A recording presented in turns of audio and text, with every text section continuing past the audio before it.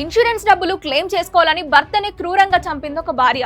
అతను మద్యానికి బానిసై అనారోగ్యం పాలయ్యాడు. భర్త ఎలాగూ చనిపోతాడు కదా అని అతని పేరు మీద 66 లక్షల ఇన్సూరెన్స్ కట్టడం మొదలుపెట్టింది. అతను చనిపోతాడేమో అని వెయిట్ చేసింది. కానీ సంవత్సరం అయిపోయినా అతను చనిపోలేదు. మంచిగా కోలుకోవడం చూసి ఇక చావట్లేదని పక్కా ప్లాన్ వేసి 3 మనుషులను మాట్లాడుకొని ఫుల్ గా మందు తాగించి కాలుతో గుద్ది చంపేసింది.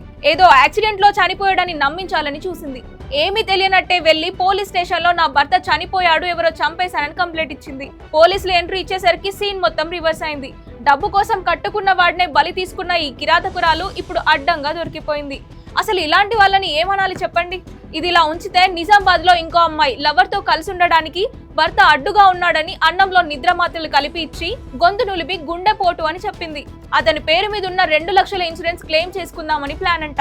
ఖమ్మంలో అయితే ఒక ఫ్రెండ్ తో ₹1 కోటి బీమా కట్టించి చంపేయడానికి ప్రయత్నించారు మిగిలిన ఫ్రెండ్స్.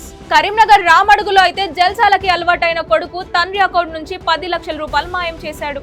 డబ్బులేవి అని గట్టిగా అడిగినందుకు కన్న తల్లిని చంపేశాడు. ఇది బాస్.